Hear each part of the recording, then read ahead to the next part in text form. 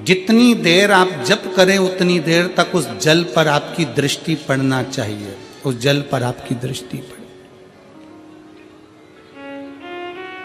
जितनी देर तक आप जप रहे हैं, श्री शिवाय नमस्तुभ्यम कह रहे हैं, उतनी देर तक जल पर आपकी दृष्टि पड़े और फिर वही जल भगवान शंकर को समर्पित करें और वो जल लाकर सुबह दोपहर शाम 3 बार उसका पान करें। 3 बार क्यों?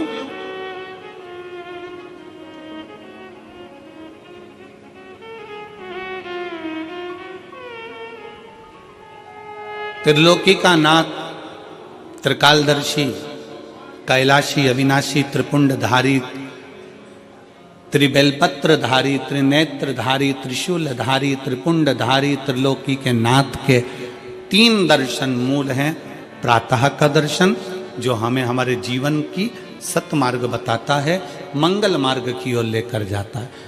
दोपहर का दर्शन हमारे जीवन में हमें उलझनों से बाहर निकाल देता है और शाम का दर्शन हमें चैन की नींद सोना सिखा देता है और आनंद में रहना सिखा देता है। वो त्रिपुंडधारी के 3 दर्शन।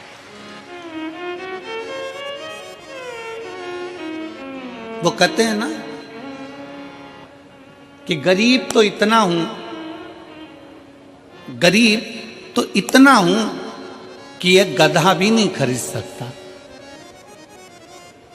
गरीब तो इतना हूं कि एक गधा भी नहीं खरीद सकता और अमीर तो इतना हूं कि रात को शंकर के भरोसे घोड़े बेच कर सोता हूं। शंकर के भरोसे घोड़े बेच कर सोता हूं।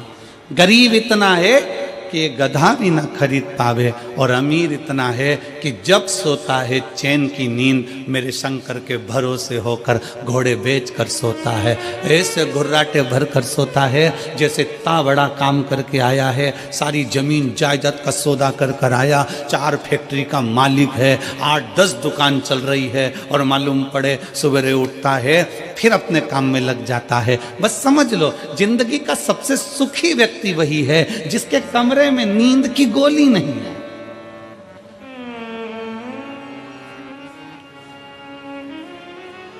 सिर के पास में कोई बाम की शीशी नहीं है, विक्स नहीं है, सोने से पहले कोई टेबलेट लेना नहीं पड़ रही है। वो दुनिया का सबसे सुखी व्यक्ति है। प्रथम सुख निरोगी काया, सबसे बड़ा सुख है निरोगी काया। शिव महापुराण की कथा कहती है एक मृत्यु वो होती है जो अटल मृत्यु होती है, जिसमें व्यक्ति मर जाता है, चले जाता है।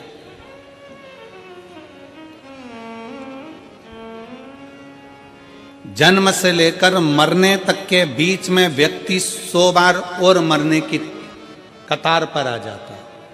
कितनी बार? जम के बोलो जरा, कितनी बार पास में आ रहा है मृत्यु के? 100 बार। मरने वाला मृत्यु अलग है कि मरेगा, परंतु उसके पहले जन्म से मृत्यु के बीच में 100 बार तुम्हारे पास में मौत आती है। 100 बार।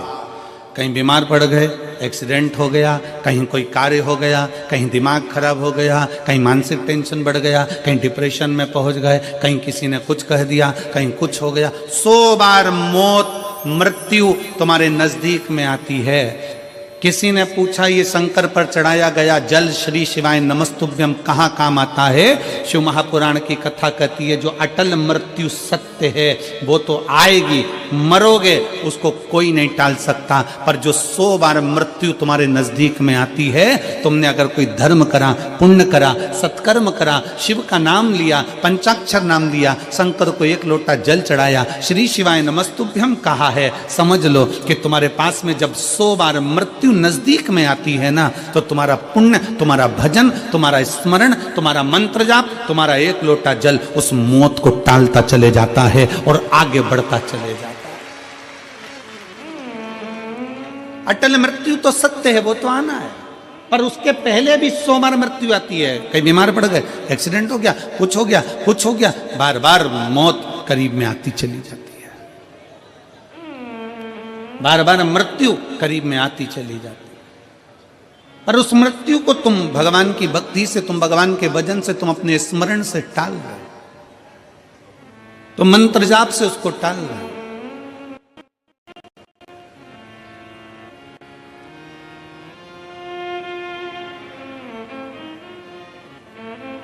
एक ऊर्जा अपने भीतर उत्पन्न करिए, एक बल अपने भीतर उत्पन्न करिए।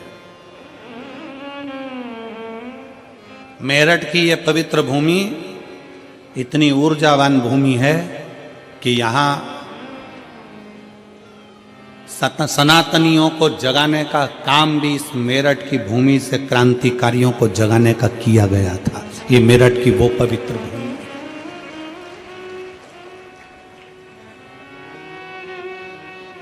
और कहां से जागे थे? शंकर के दरवाजे से, ओगड़नाथ जी के दरवाजे से।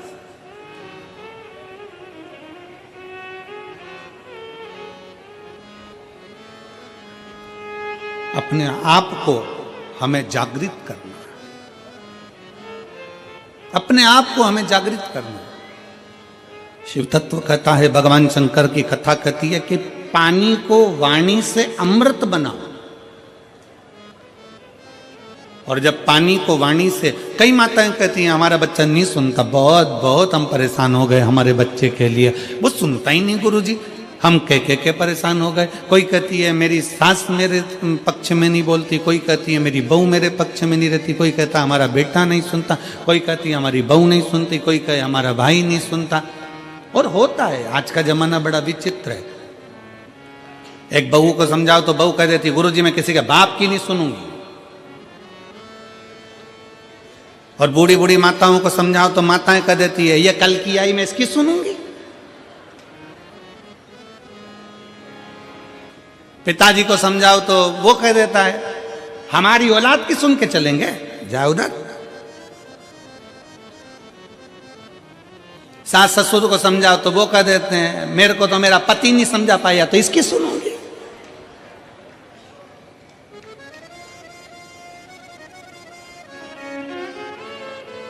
कोई किसी की सुनने को तैयार नहीं है। कौन सुनेगा? सीओर वाला गुरुजी कौन सुनेगा? घर में तुम रह रहे हो, परिवार में तुम रह रहे हो, कुटुंब में तुम रह रहे हो, सबके साथ तुम रह रहे हो, तो सुनना भी तुमको पड़ेगा। बस इतना अंदाजा लगाओ कि कोई किसी को ना सुनो। पानी को वाणी से अमृत बनाओ, अमृत बनाकर शंकर को चढ़ाकर वही जल लाकर मटके में हंडे में डाल दो, सब पिएंगे। अपने आप उनके भी भीतर निर्मलता का भाव जागृत हो जाएगा, शिव तत्व आ जाएगा।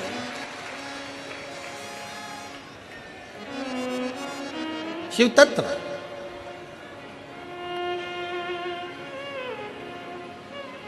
सीहोर का रुद्राक्ष है आप लोगों के पास में? कौन कौन लेकर आए हो? जरा हाथ उठाओ तो जरा। सबके पास में? रखो रखो रखो। कुबेरेश्वर धाम का रुद्राक्ष क्या करता है? उसका एक ही काम है, पानी को अमृत बनाने का प्रयास करता है।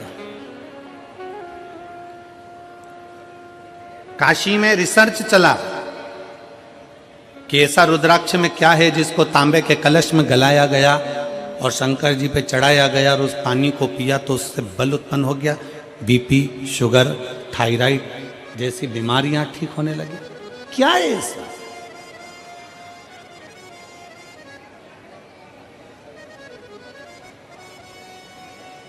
हम कहते हैं शिव महापुराण के अंतर्गत एक मुखी से लेकर 14 मुखी तक रुद्राक्ष का वर्णन किया गया। शिव महापुराण में एक मुखी से लेकर 14 मुखी तक रुद्राक्ष का वर्णन किया गया। और एक भी रुद्राक्ष, कोई कहता है कि एक मुखी रुद्राक्ष ज्यादा प्रबल होता है, कोई कहता है 2 मुखी प्रबल होता है, कोई कहता है 3 मुखी प्रबल होता है, कोई कहता है 5 मुखी प्रबल होता है। सारे रुद्राक्ष कोई ना कोई कहता है कि ये बहुत प्रबल होता है। फिर किसी ने कहा गुरुजी एक मुखी रुद्राक्ष कहीं मिलता है क्या? हमने कहा आज के जमाने में एक मुखी आदमी नहीं मिलता तो रुद्राक्ष की बात करते हैं। आज के जमाने में आदमी नहीं मिले, अपनी पार्टी हार जाती है तो लोग दूसरे की पार्टी में चले जाते हैं। आदमी एक मुखी नहीं रिया तो यहाँ रुद्राक्ष की क्या बात करते? इधर दाल नहीं गली तो उधर पहुंच गए, उधर दाल नहीं गली तो उधर पहुंच गए, उधर दाल नहीं गली तो उधर पहुंच गए। दिन भर डोलते रहते हैं, दिन भर।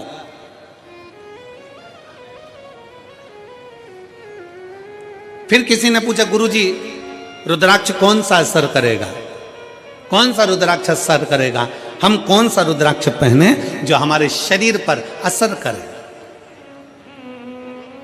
कौन सा रुद्राक्ष हमें पहनना चाहिए कि हमारे शरीर पर असर करे। हम निवेदन करेंगे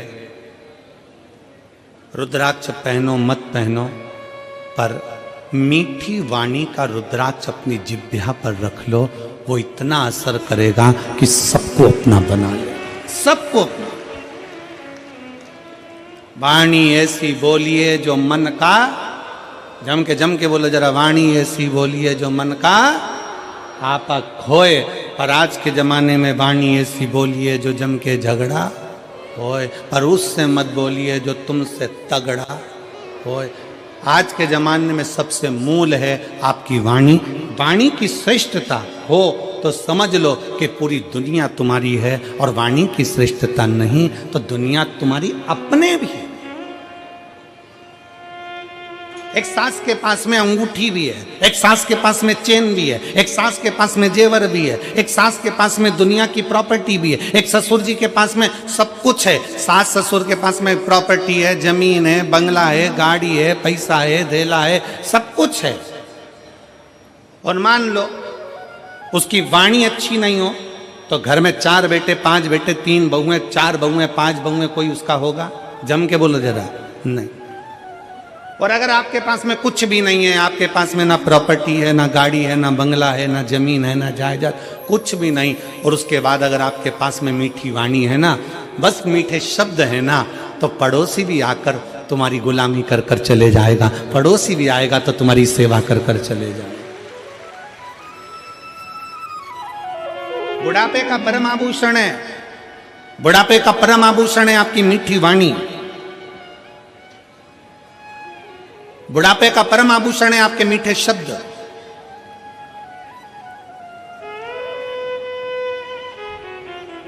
जब माता रानी के दर्शन करने के लिए वैष्णो देवी की सीढ़ियों पर चढ़ते हैं तो बड़े प्रेम से कहते हैं, प्रेम से बोलो सारे बोलो,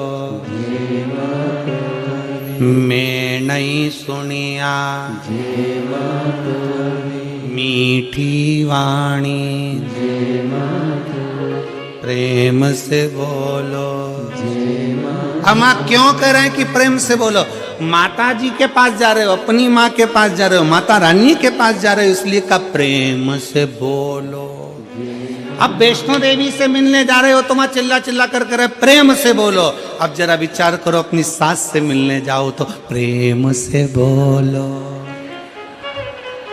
अंगूठी मिलेगी, चाबी मिलेगी, प्रॉपर्टी मिलेगी, मैं नहीं सुनिया। मैं नहीं सुनिया मतलब सास कहेगी मैं नहीं सुनिया।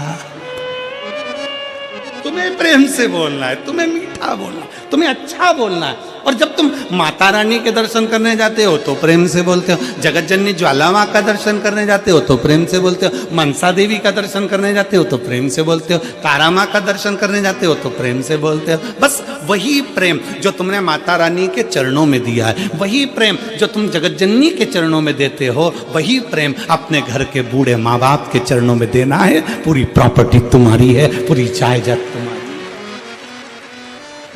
प्रेम से बोलो।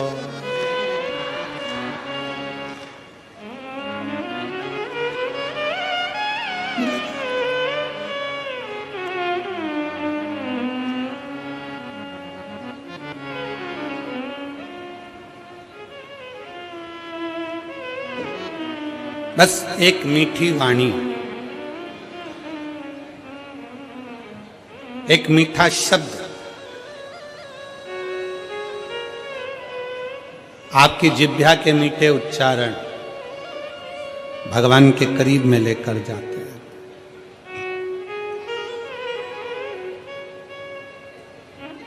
पानी को वाणी से अमृत बनाना सीखो। लोग कहते हैं गुरुजी कौन सा रुद्राक्ष? ठीक है,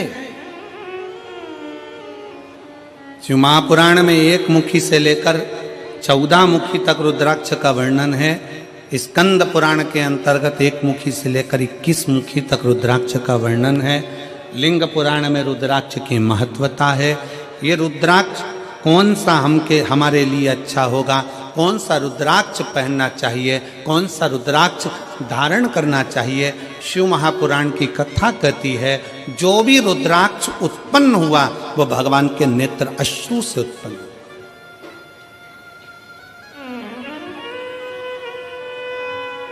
और केवल एक के मिलन से नहीं, रुद्राक्ष शंकर और पार्वती के मिलन से उत्पन्न हुआ है। मिलन से।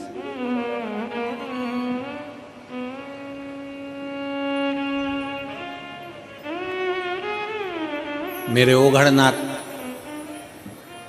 मेरे भोलेनाथ, मेरे शंकर, मेरे त्रिकालदर्शी, कैलाशी, अविनाशी। एलईडियां चालू करवाइए पीछे की एलईडी, पीछे की एलईडियां चालू करवाइए। मेरे ओघड़नाथ, मेरे त्रिकालदर्शी, मेरे कैलाशी, मेरे अविनाशी, मेरे शिव। बैठ जाओ, हो रही है, बैठ जाओ, हो रही है। मेरे शंकर, मेरे ओघड़दानी, मेरे त्रिकालदर्शी, मेरे कैलाशी, मेरे अविनाशी, मेरे शंकर बैठे थे और बड़े आनंद में विराजमान थे। तभी मां जगत जननी भगवान शंकर के पास में आती हैं और उनके नेत्रों को अपने हाथों से बंद कर लेती है।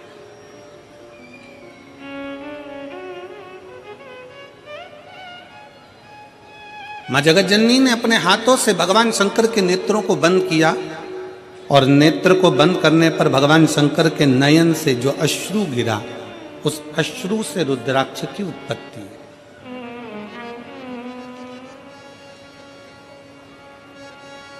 अब यहां पर यह वर्णन नहीं आया कि अश्रु से 1 मुखी रुद्राक्ष हुआ, कि अश्रु से 2 मुखी रुद्राक्ष हुआ, कि अश्रु से 3 मुखी रुद्राक्ष हुआ, कि 4 मुखी हुआ, कि 14 मुखी हुआ, कि 21 मुखी हुआ। माता ने हाथ का स्पर्श किया, नेत्र बंद हुए, अश्रु नीचे गिरा, उससे रुद्राक्ष उत्पन्न हुआ।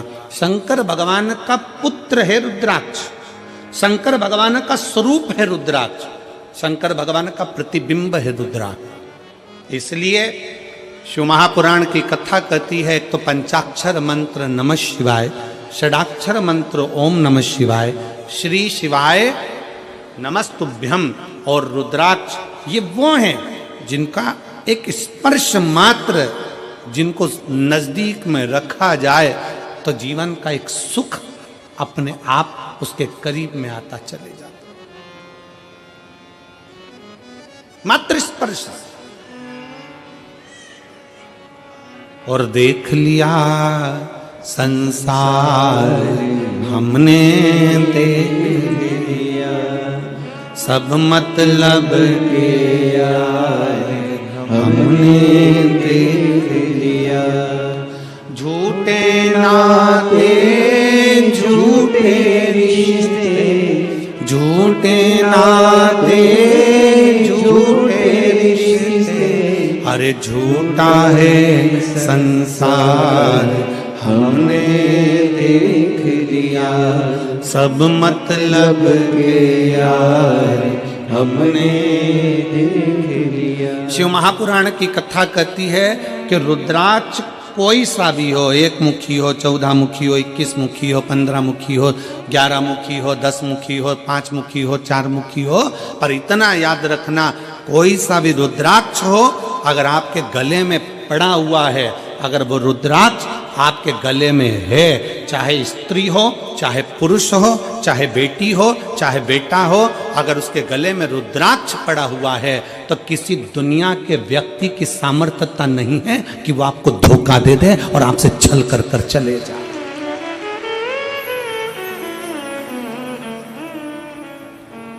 किसी की सामर्थ्यता नहीं है कि वो आपके साथ में छल कर जाकर, रुद्राक्ष है।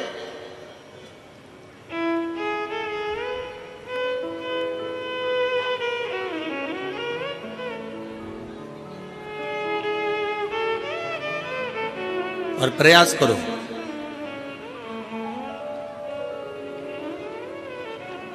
जितना समय मिलता है ना उतना समय अपने बच्चों को संस्कार देने में भी लगाया करो, थोड़ा थोड़ा समय, थोड़ा समय। तन, मन और धन, ये तीन अगर ठाकुर में नहीं लगते, ठाकुर मतलब जानते हो ना, हमारे आगे बैठे हैं लड्डू गोपाल जी, ठाकुर जी, शंकर जी, भोलेनाथ जी, राम जी, ये सब तन, फिर से बोलो, तुम लोग बोलो, क्या क्या चीज? तन, मन और धन, ये तीन ठाकुर में नहीं लगते तो ठेके पे लग जाते हैं। याद रखो, क्या क्या चीज? जम के बोलो जरा। तन, मन और धन अगर भगवान में नहीं लगते, ठाकुर में नहीं लगते तो ठेके पे लग जाते हैं। इसलिए अपने तन को भी परमात्मा में लगाओ और मन को भी परमात्मा में लगाओ, और थोड़ा धन हो तो उसको भी परमात्मा में लगाओ, तो गलत जगह पर नहीं जाए, ये गलत जगह पर नहीं पहुंचे। और याद रखना, अगर घर के बच्चे तुम्हारे गलत संगति में जा रहे हैं, कहीं ठेके तक पहुंच रहे हैं, मदिरा की दुकान तक पहुंच रहे हैं, गलत व्यसन तक पहुंच रहे हैं, समझ लेना कि कहीं ना कहीं हमारी चूक हो रही है।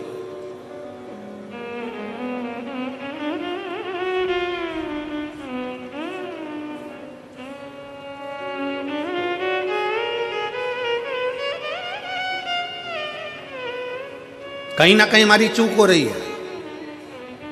जब माता सती भगवान शंकर से विवाह करती हैं, जब माता सती भगवान शिव से विवाह करती हैं, तो भगवान शंकर से विवाह कर कर माता सती बड़े प्रेम से, आनंद से, उत्साह से, आनंद के साथ रहती है।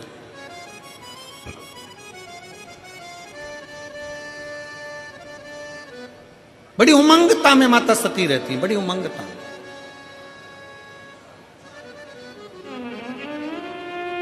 और शिव महापुराण की कथा में देवी भागवत में एक प्रसंग आता है कि देवी भागवत में एक प्रसंग आकर कहा जाता है कि माता सती अगर अपने परिवार के साथ भी अगर कहीं बाहर निकल कर जाती थी तो माता सती के नेत्र नीचे की नीचे ही रहते थे।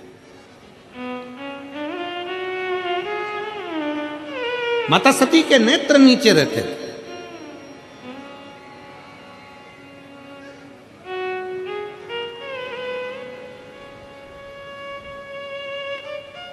होना चाहिए। बहन, बेटी और पत्नी के नेत्र अगर झुके रहते हैं,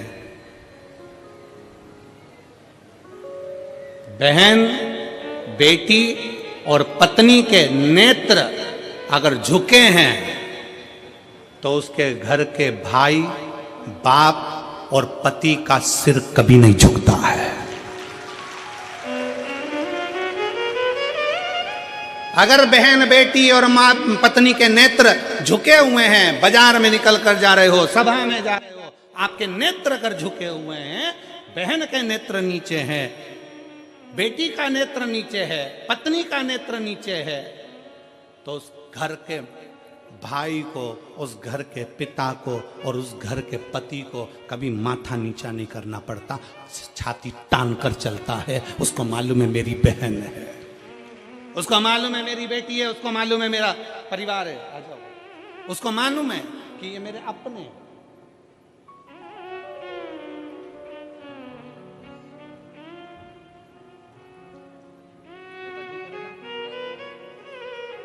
एक उसके लिए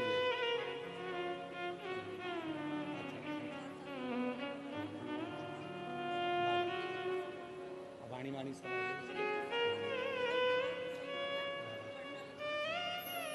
दीदी बोल रही हैं 5 साल तक कुछ नहीं बोला और ना उसका माइंड काम करा, ना शरीर, पर बाबा की कृपा से अब बच्चा बोलने भी लगा, स्कूल जाने लगा, ट्यूशन जाने लगा और पढ़ने लगा और बहुत अच्छा हो गया। यही शिव कृपा। हर हर शिव तत्व की प्राप्ति। नेत्र झुके रहे। और फिर निवेदन है इस व्यासपीठ के माध्यम से आपकी दृष्टि अगर रहे तो श्रेष्ठ रहे। दृष्टि में भेद नहीं होना चाहिए, नयनों में भेद नहीं होना चाहिए। गलत सोच, गलत विचार, गलत दृष्टि हमको गलत मार्ग की ओर लेकर चली जाती है, और फिर वही दुख, वही तकलीफें हमारे जीवन में आती है। वही तकलीफ हुआ क्या था, बिंदु और चंचुला की कथा कल अपन ने श्रवण करी, और भगवान ईश्वर जी और गौरा जी उनकी कथा के यजमान बने, शंकर पार्वती उनकी कथा के यजमान बने। किसकी गलती थी? बिंदु का ब्राह्मण था, चोरी नहीं करता था। बिंदु का ब्राह्मण था, छल नहीं करता था। बिंदु का ब्राह्मण था, बेईमानी नहीं करता था। केवल चंचुला देवी ऐसी आई, और वो चंचुला देवी ने कहा कि तुम्हारे घर में मैं विवाह कर कर आई हूं, क्या है ये? तुम्हारे घर में कुछ भी नहीं, तुम्हारे घर में वैभव नहीं, तुम्हारे घर में धन नहीं। पति को उसने चोरी में लगा दिया, कहीं से भी लाओ, कहीं से भी लाओ, पर लाओ, मुझे चाहिए। पति चोरी नहीं करता था, बिंदु चोरी नहीं करता था। कभी कभी अपने मन में विचार लाइएगा कि बिंदुक जब चोरी करता था, बेकार काम करता था, गलत काम करता था, तो उसके लिए शंकर भगवान जजमान बनने की क्या जरूरत थी? शिव जी को जजमान बनने की क्या जरूरत थी? शंकर जी को कथा सुनने की क्या जरूरत थी? उसकी मुक्ति के लिए शंकर जी ने क्यों प्रयास किया? क्योंकि बिंदुक चोर नहीं था, बिंदुक छली नहीं था, बिंदुक ब्राह्मण होकर भी प्रपंच नहीं करा। पर पत्नी चंचुला ऐसी आई, और उस चंचुला ने कह दिया तुम्हारे यहाँ धन नहीं है, तुम्हारे यहाँ वैभव नहीं है, तुम्हारे यहाँ दौलत नहीं है, जाओ कहीं से भी लाओ। बिंदुक ने कहा मैं ब्राह्मण हूं, और सुन मेरी आय इतनी नहीं है, मैं इतना नहीं कमा सकता। तो पत्नी ने कह दिया चोरी करो ना। पर दुनिया के लोगों को यह नहीं मालूम, चोरी करने वाला हमेशा चोट्टा की चोट्टा ही रहता है। चोट्टे का कभी प्रमोशन नहीं होता। जिसका धन चले गया, उसकी अगर चेन गई, सामान गया, तो ये तो है कि बाबा उसको कहीं से कम आज नहीं तो कल, महीने 2 महीने में 3 महीने में उसको वापिस बड़ा मंगलसूत्र, वापिस बड़ी चेन भोलेनाथ उसको दिला देगा। पर चोट्टे का प्रमोशन नहीं होगा, चोट्टा चोट्टा ही रहेगा। और तुम खुद देख लो कितने चोट्टे कितना सामान चोरते। और आप लोगों से हम बार बार व्यासपीठ से कहते हैं, बार बार निवेदन करते हैं, जितनी कथा होती है हर कथा में कहते हैं अपनी चेन, कीमती सामान, मंगलसूत्र, अपने मोबाइल, कीमती कीमती सामान, डायमंड, हीरा, सोना, चांदी, सब अपने घर छोड़ कर आओ। क्योंकि जो डायमंड से बड़ा डायमंड है मेरा शंकर ओगड़दानी त्रिकालदर्शी कैलाशी, उसकी कथा सुनने के लिए जा रहे। अपना जेवर अपने घर, 2 चीजें अपने घर में रखो कथा में आने से पहले, एक जेवर, दूसरा तेवर। तुम कितने बड़े भी कुछ भी हो, अपने घर के हो, यहां तेवर भी मत दिखाओ कथा में आने के बाद। तुम मुझे जानते नहीं हो, फोन लगाता हूं, अब भी आगे बैठने की व्यवस्था करवाता हूं। तो जेवर और तेवर दोनों घर रखिए।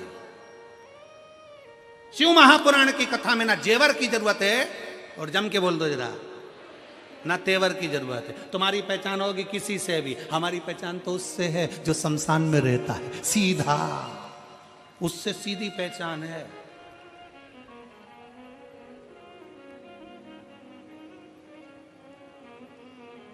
तो दोनों चीजें अपने घर पर रखो, एक जेवर भी और एक तेवर भी। शिव महापुराण में आओ ना तो दोनों चीजें छोड़ कर आओ। कितने भी सेठ हो, कितने भी पैसे वाले, कितने भी करोड़पति, कितने भी अरबपति, कितने भी धनपति, अपनी जगह पर हो गए।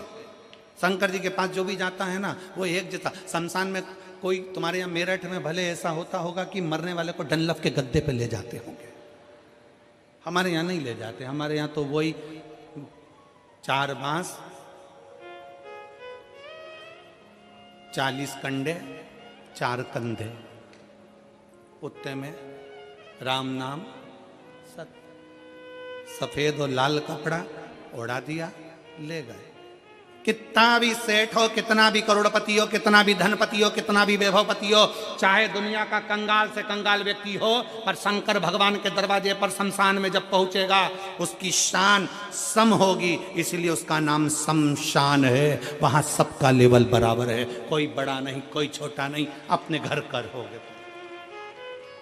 तो छोड़िए अब अपने घर पर। जितने जितने लोग कथा सुनने के लिए मेरठ में आए, या रायपुर जब कथा रहे, रायपुर में कथा रहेगी 24 तारीख से 30 तारीख तक। रायपुर में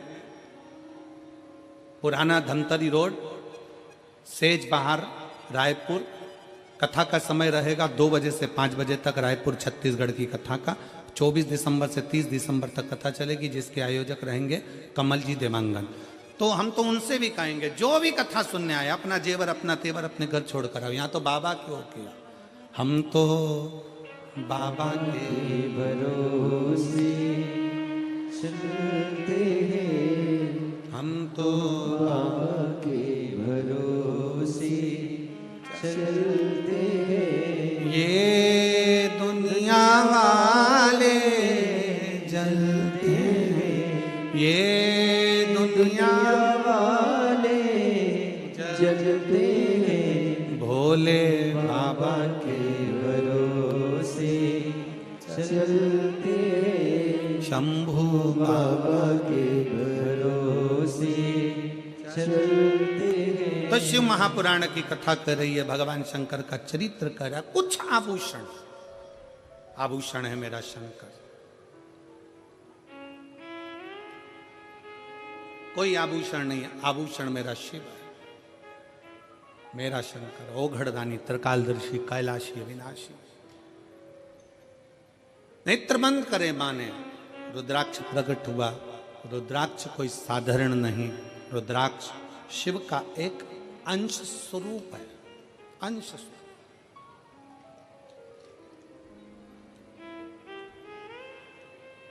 हमारे मार्ग को सुलभ बनाने का काम करता है रुद्राक्ष।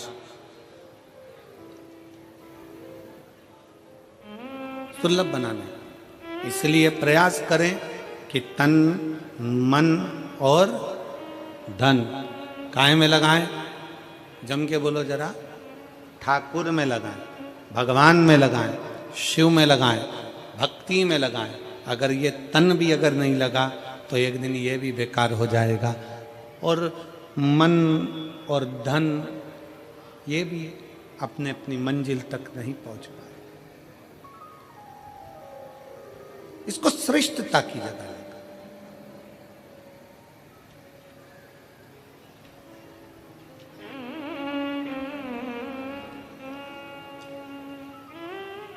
दक्ष प्रजापति ने जब माता सती का विवाह करा था भगवान शंकर के साथ में,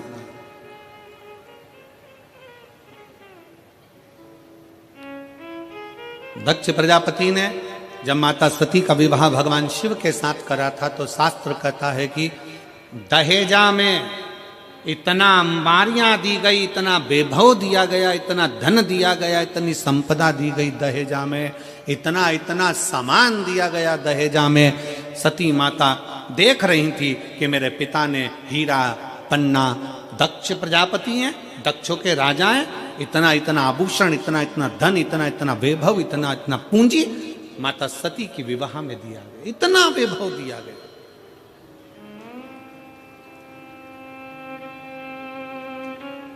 और शिव महापुराण की कथा कहती है वो सतयुग था जिसमें सती माता के कन्यादान में इतना सारा आभूषण दिया गया था, इतना सारा धन दिया गया था। वो त्रेता युग था जिसमें राम जी के विवाह के समय पर माता सीता जी को बहुत सारा दहेजा दिया गया था।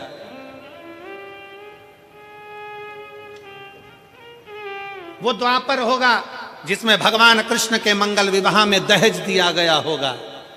परशु महापुराण की कथा कहती है ये कलयुग चल रहा है, इस कलयुग में अगर बेटी को कन्यादान में कुछ देना है तो अच्छी शिक्षा बेटी को देकर भेजिए, उससे बढ़कर कन्यादान कुछ नहीं। बेटी को अच्छी शिक्षा देकर भेजिए, बेटी को अच्छा विद्वान बनाकर भेजिए, उच्च शिक्षा, अच्छा अध्ययन कराइए, अच्छे कॉलेज में, अच्छे स्कूल में बच्चों को पढ़ाइए। अपनी बेटी को अच्छा पढ़ाकर अच्छी विद्वत्ता देकर भेजिए, क्योंकि बेटी के जीवन में पेट्रोल पंप देखा, गाड़ी देखी, बंगला देखा, और मालूम पड़े कि लड़का कहीं गलत विचारों से जुड़ा हुआ मिल गया तो बेटी को रोना नहीं पड़ेगा। अपनी मेहनत खुद करना जानती है, अपना परिश्रम खुद करना जानती है। इसलिए बेटी को कन्यादान में अगर कुछ देना चाहते हो, बेटी को कन्यादान में कुछ प्रदान करना चाहते हो, वो सतयुग था, वो त्रेता था, वो द्वापर था, पर कलयुग का सबसे बड़ा कन्यादान अगर कुछ है तो एक माँ बाप अपनी बेटी को अच्छा पढ़ाएं, अच्छा विद्याध्ययन कराएं, उसको काबिल बनाएं और उस पद तक पहुंचाएं कि तुम्हारी बेटी जिस दिन तुमसे मिलने के लिए आए तो खुश होकर कहे, पापा आज मेरा प्रमोशन हो गया, आज मैंने फिर एक कंपनी में आगे बढ़कर नौकरी करी है, पापा आज मुझे सम्मान मिला है, पापा आज मैंने ये किया है। बेटी की प्रतिष्ठा, बेटी का कन्यादान, धन, ये गोदरेज की अलमारी हो, फ्रिज हो, कूलर हो, वॉशिंग मशीन हो, ये लैपटॉप हो, इससे बेटी का कन्यादान नहीं है। बेटी का कन्यादान है उसकी उच्च शिक्षा।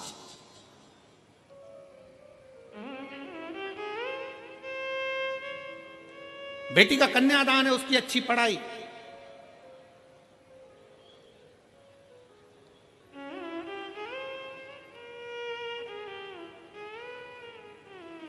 बहुत बड़े बड़े सम्मेलन होते हैं, बहुत बड़े बड़े आयोजन होते हैं जिसमें बहुत सारा सम्मेलन में भी दहेज दिया जाता है। वहाँ इतने लोगों का ब्याह, अलमारी दी, ये दी, वो दी, ये दिया, वो दिया। शिव महापुराण की कथा कहती है ये तो सब पुराना डिजाइन है। अगर सबसे अच्छा कन्यादान है तो आप आज के जमाने में सनातन धर्म की बेटियों को सनातनी बनाने का प्रयास कर दो और उच्च शिक्षा का प्रयास कर दो, उससे बढ़कर कोई कन्यादान नहीं, उससे बढ़कर कोई कन्यादान नहीं। और फिर कथा में आइए, माता सती के विवाह में कन्यादान में ढेर सारा आभूषण, रतन, माणिक, मोती, सोना, चांदी, हीरा, पन्ना, अंबर, पीतांबर, गाड़ी, बंगला सब दिया गया। फिर माता पार्वती जी का विवाह हुआ तो कन्यादान में कुछ नहीं दिया गया। क्यों? क्योंकि हिमालय राज की बेटी माता पार्वती भगवान शंकर की भक्ति में लीन थी। हिमालय राज ने देख लिया कि मेरी बेटी ने अच्छी शिक्षा ग्रहण कर ली है, अच्छा विद्याध्ययन ग्रहण कर लिया है, तो मेरी बेटी को अभी दहेज के समान की नहीं, मेरी बेटी तो खुद संस्कारित है। जिस घर में जाएगी वहां बंगला बना देगी, जिस घर में जाएगी वहां आभूषण ले आएगी, जिस घर में जाएगी वहां अंबर पीतांबर हो जाएंगे। और हम वही सोच लेकर बैठे।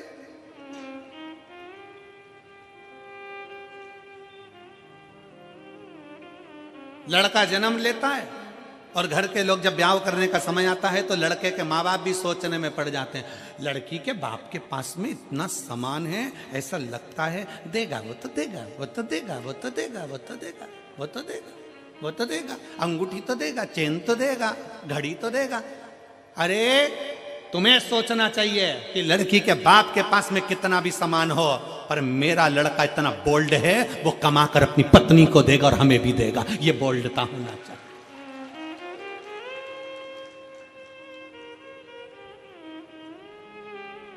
पर हम सोच हमारी लेकर बैठे हैं। इस कलिकाल में रहने के बाद भी हमारी सोच हम छोटी सी लेकर बैठे हैं। शंकर भगवान माता पार्वती जी के साथ ब्याह करे, हिमालय राज ने हाथ जोड़कर पूछ लिया, मैं हिमालय राज हूँ, हिमालयों का राजा हूँ, बताओ शंकर भगवान तुम्हारे कन्यादान में पार्वती जी के क्या क्या दिया जाए। ये सारा महल, सारा नगर, सारी दौलत, सारी संपदा तुम्हारी है भोलेनाथ, क्योंकि तुम मेरे दामाद हो, तुम मेरे जमाई हो, बताओ तुमको क्या दिया जाए कन्यादान में। पार्वती जी के कन्यादान में क्या दिया जाए। शंकर जी जानते थे मेरा ब्याह सती से हुआ था तो कन्यादान में बहुत मिला था, कन्यादान में बहुत मिला था, पर सती के अंदर अहंकार भी बहुत आ गया था, क्योंकि मेरे पिता ने दिया है, मेरे बाप ने दिया है, ये मेरा है। और वो सती माता जलकर भस्म हो गई तो शंकर भगवान ने कह दिया कन्यादान में कुछ मत देना, बस पार्वती दे दो, उसमें अगर संस्कार होंगे तो ये दौलत लंकापति रावण को सोने की लंका देने वाला भी अपने लिए महल बना सकता है।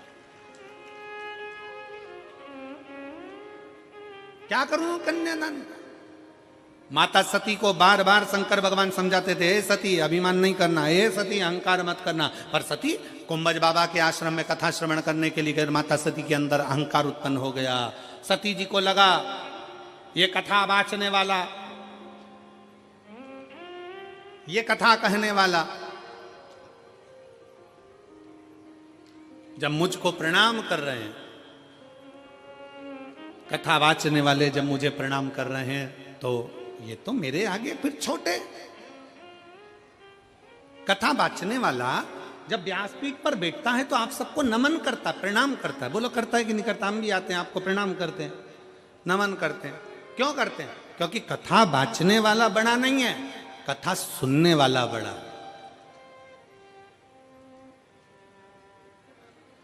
कथा वाचने वाला कभी बड़ा नहीं हो सकता, कथा सुनने वाला बड़ा। और वैसे भी सुनने वाले जितने हैं वो सब जमीन पर बैठते हैं। जमीन पर बैठते हैं तो जिनके पास जमीन होती है लोग उनको जमींदार कहते हैं। तो तुम सब जमींदार हो। कथा वाचने वाला तो 4 पाए की चौकी पर बैठा है, जमीन पर बैठे तो जमींदार, चौकी पर बैठे तो चौकीदार। अब तुम जमींदार हो, तुम्हारी मर्जी पड़ी तो बैठे, नहीं तो उठ के चल दिए। तुम जमींदार हो, तुम्हारा मन पड़ा तो पानी की बोतल निकाली, पी गए। जमींदार हो तुम, तो जमीन पे बैठे हो बड़े आनंद से। जमींदार हो, तुम्हारा मन पड़ा तो चाय कूड़ ली, निपटा लिया। जमींदार हो तुम, तो जेब में से निकाल के मल भी लेते हो। जमींदार हो, थोड़ी देर में भजन आएगा तो फटकी भी लगा लोगे।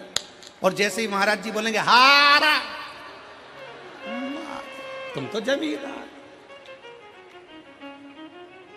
जमींदार तो कुछ भी कर सकता, बेचारा चौकीदार फंसा ना, जो हाथ जोड़ के बैठा, चौकीदार फंसा।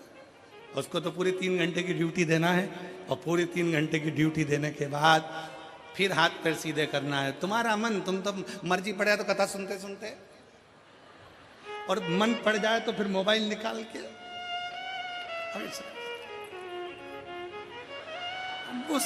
सेल्फी समाओ लेते जाते।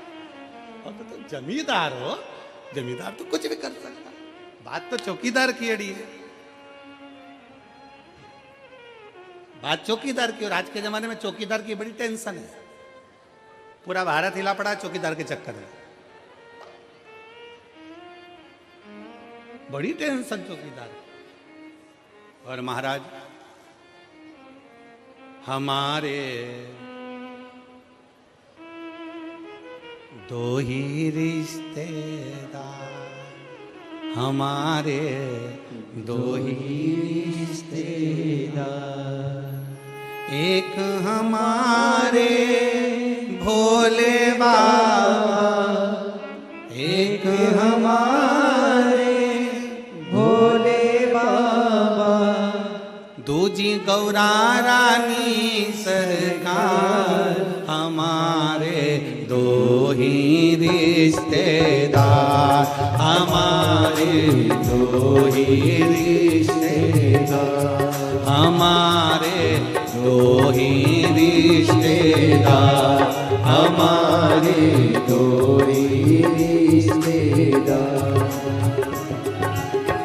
एक हमारे भोले बाबा, एक हमारे भोले बाबा, ओ एक हमारे भोले बाबा, एक हमारे भोले बाबा, दूजी गौरा रानी सरकार, हमारे 2 ही रिश्तेदार, हमारे 2 ही रिश्तेदार, हमारे 2 ही रिश्तेदार, हमारे 2 ही रिश्तेदार। जय हो।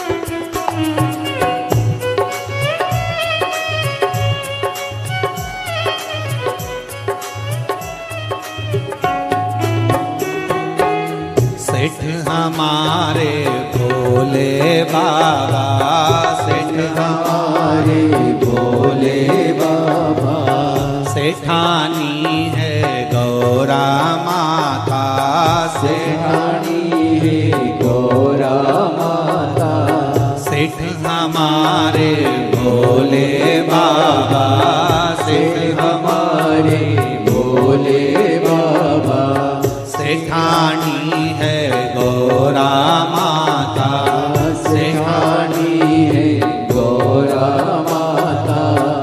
एक बड़े भाव से ताली से बजाओ। हमारे भोले बाबा, गोरा रानी सरकार, हमारे डोली रिश्तेदार, हमारे डोली रिश्तेदार। एक हमारे भोले बाबा,